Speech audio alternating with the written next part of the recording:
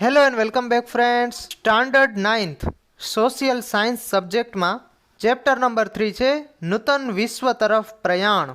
આ ચેપ્ટરના સ્વાધ્યાયના દરેક પ્રશ્નોની આપણે ઝીણવટથી ચર્ચા કરવાના છીએ.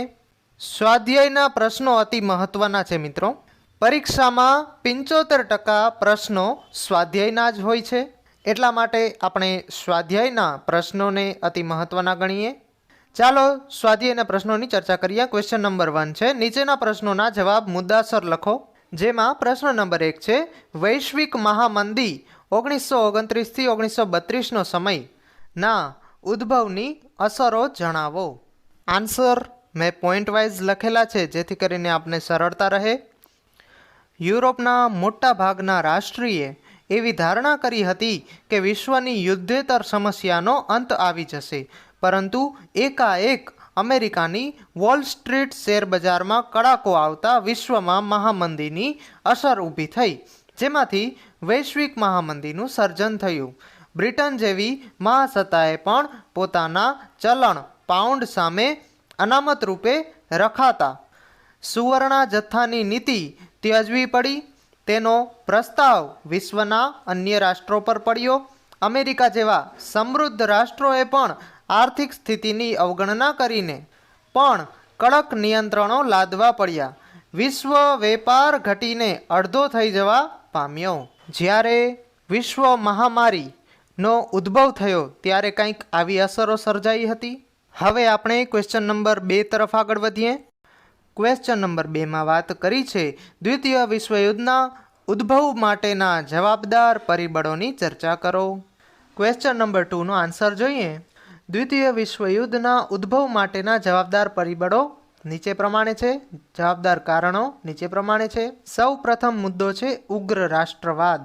તેની અંદર અલગ અલગ પોઈન્ટ આપેલા છે નીચે. પ્રથમ વિશ્વયુદ્ધ પછી જર્મન, જાપાન અને ઇટાલીમાં ઉગ્ર રાષ્ટ્રવાદનો વિકાસ થયો. વર્સેલ્સની સંધિ જર્મની અને તેની પ્રજા ક્યારેય ભૂલી શકી ન હતી. પરિણામે જર્મનીમાં ઉગ્ર રાષ્ટ્રવાદનો ઉદ્ભવ થયો. નાઝીવાદની વિચારસરણી ધરાવતો હિટલર ઓસ્ટ્રેલિયા અને ઝેકોસ્લોવાકિયાના અમુક પ્રદેશો હડપ કરી લીધા, તો બીજી બાજુ ઇટાલીમાં મુસોલિનીએ ફાસિસ્ટ પક્ષની રચના કરી. એશિયામાંથી જાપાને પણ સામ્રાજ્યવાદી દોડમાં ઝંપલાવ્યું. આમ વિશ્વ શાંતિ જોખમરૂપ. બીજો અગત્યનો મુદ્દો છે જૂથબંધી. તેમાં પોઈન્ટ વાઇઝ આપણે જોઈએ. ફ્રાન્સને હંમેશા જર્મનીનો ભય રહેતો હોવાથી બેલ્જિયમ, પોલેન્ડ, રૂમાનિયા સાથે મૈત્રી કરાર કર્યા. રશિયાએ જર્મની, તુર્કી અને ઈરાન સાથે કરાર કર્યા. ઇટાલીએ જર્મની અને જાપાન સાથે રોમ, બર્લિન, ટોક્યો ધરીની રચના કરી. ઇંગ્લેન્ડ અને ફ્રાન્સે લોકશાહી મૂલ્યોવાળું જૂથ રચ્યું. આથી વિશ્વમાં ભયનું સામ્રાજ્ય ઊભું થયું. ત્રીજો મુદ્દો છે લશ્કરવાદ. જેમાં પોઈન્ટ જોઈએ. પ્રથમ વિશ્વયુદ્ધ પછી વિશ્વમાં શાંતિના પ્રયાસો કરવામાં આવતા હતા. તેનાથી ઉલટું યુરોપના રાષ્ટ્રોના સશસ્ત્રીકરણની હરીફાઈ કરી રહ્યા હતા. આમ યુરોપના દરેક રાષ્ટ્રોમાં શાસ્ત્રોનું ઉત્પાદન વધ્યું. જર્મની અને રશિયાએ લશ્કરમાં ફરજિયાત તાલીમ શરૂ કરી. દરેક રાષ્ટ્રએ હવાઈ દળ, નૌકાદળ અને ભૂમિદળમાં વધારો કર્યો.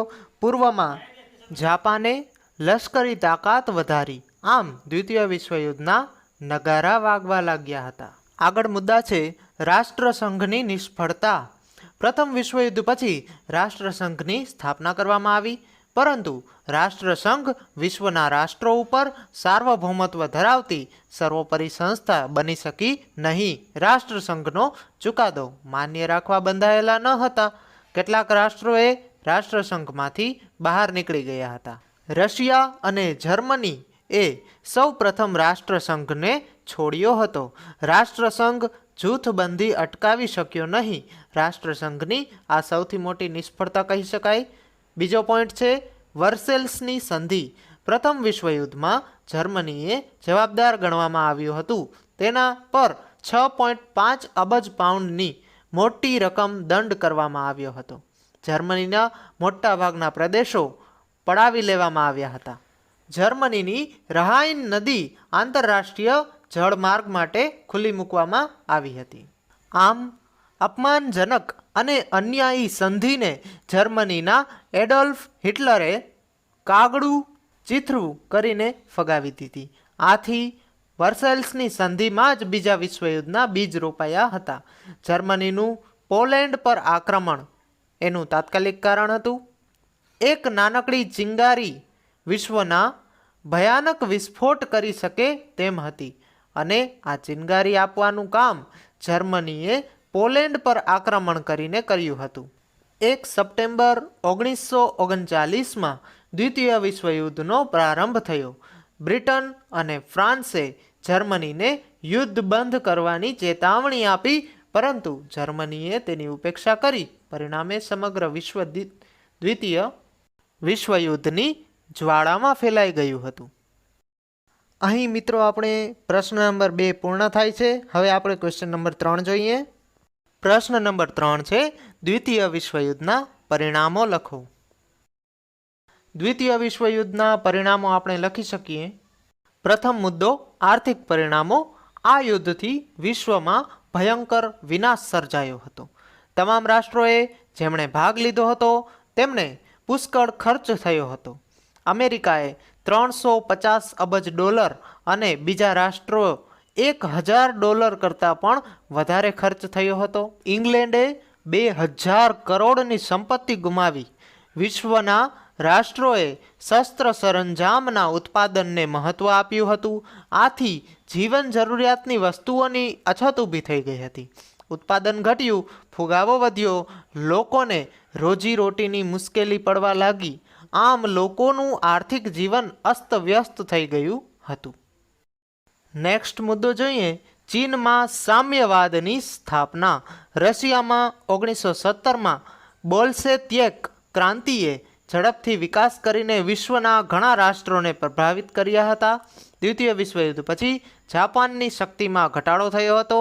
આથી ચીન પર તેનો પ્રભાવ ઓસરી ગયો હતો.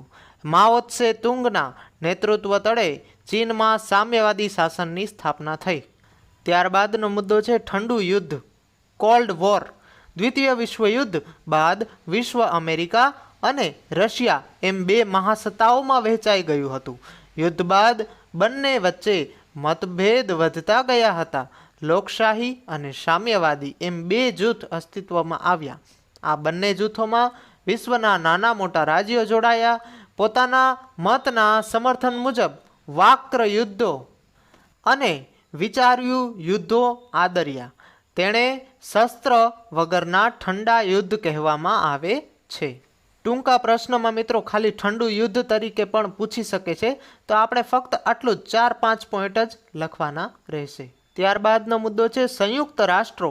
પ્રથમ વિશ્વયુદ્ધને અંતે રાષ્ટ્રસંઘની સ્થાપના કરવામાં આવી, પરંતુ રાષ્ટ્રસંઘ નિષ્ફળ ગયો હતો.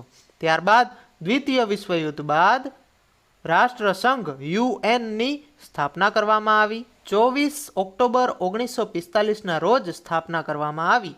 તેનું કાર્યાલય ન્યૂયોર્કમાં રાખવામાં આવ્યું છે. અહીં મિત્રો આપણો દ્વિતીય વિશ્વયુદ્ધ બાદના પરિણામોનો પ્રશ્ન સમાપ્ત થાય છે. હવે આપણે નેક્સ્ટ ક્વેશ્ચન તરફ આગળ વધીએ. જોઈએ પ્રશ્ન નંબર 2. નીચેના પ્રશ્નો ટૂંકમાં ઉત્તર આપો. સંયુક્ત રાષ્ટ્રોની સ્થાપના શા માટે કરવામાં આવી? તેનો ઉત્તર જોઈએ. સંયુક્ત રાષ્ટ્રોની સ્થાપના વિશ્વમાં શાંતિ સલામતી જાળવવા, શસ્ત્રોના ઉત્પાદન ઉપર નિયંત્રણ રાખવા, માનવ હકોનું રક્ષણ કરવા, આંતરરાષ્ટ્રીય વિવાદાસ્પદ પ્રશ્નોના ઉકેલ માટે, યુદ્ધની સ્થિતિને અટકાવવા માટે, વાટાઘાટો કરવા માટે, ઉચ્ચ આદર્શો અને ભાવનાઓ સાકાર કરવા માટે. આમ દ્વિતીય વિશ્વયુદ્ધ બાદ વિશ્વમાં સહ અસ્તિત્વના હેતુ માટે સંયુક્ત રાષ્ટ્રની સ્થાપના કરવામાં આવી. ત્યારબાદ પ્રશ્ન નંબર 2 જોઈએ.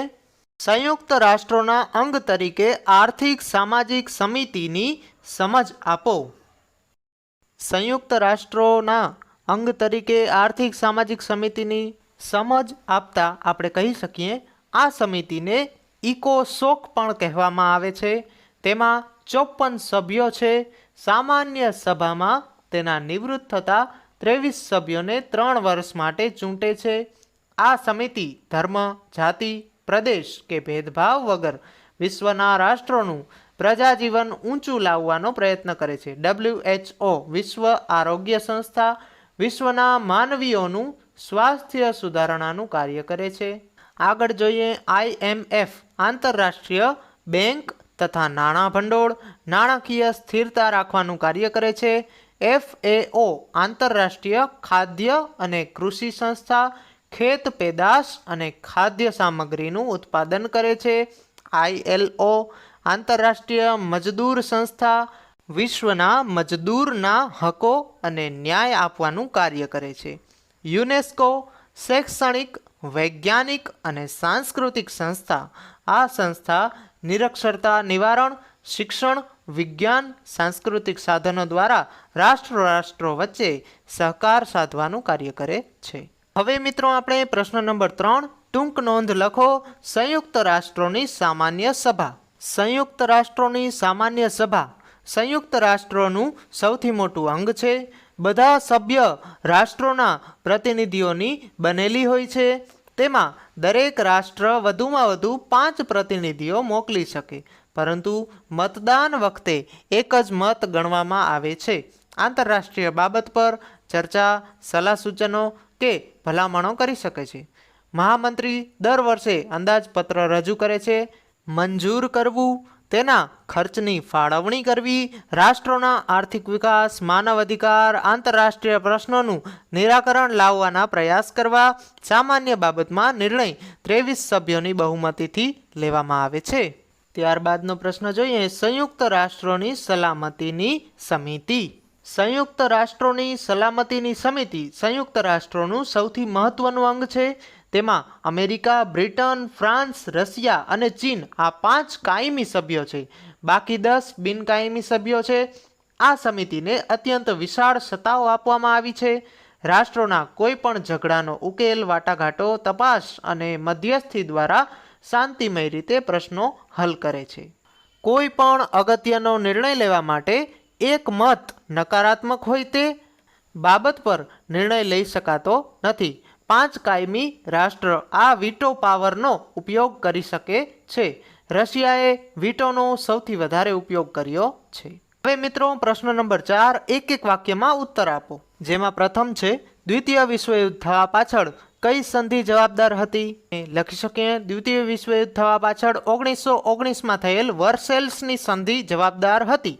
સેકન્ડ ક્વેશ્ચન જર્મન સરમુખત્યાર કોણ હતો? તેનો ઉત્તર આવશે એડોલ્ફ હિટલર જર્મનીનો સરમુખત્યાર હતો.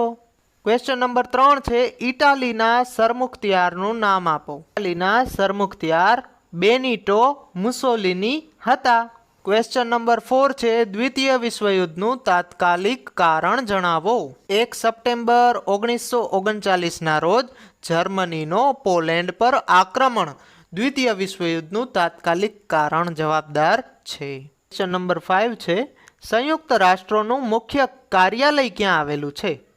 તેના આન્સરમાં લખી શકીએ સંયુક્ત રાષ્ટ્રોનું મુખ્ય કાર્યાલય અમેરિકાના ન્યુયોર્ક શહેરમાં આવેલું છે. ક્વેશ્ચન નંબર 6 ઠંડુ યુદ્ધ એટલે શું? દ્વિતીય વિશ્વયુદ્ધ પછી અમેરિકા અને રશિયા બે પરસ્પર વિરોધી વિચારસરણીવાળા બે જૂથો અસ્તિત્વમાં આવ્યા. વિશ્વના નાના રાષ્ટ્ર પોતાની ઈચ્છા મુજબ બંને સત્તા જૂથમાં જોડાયા.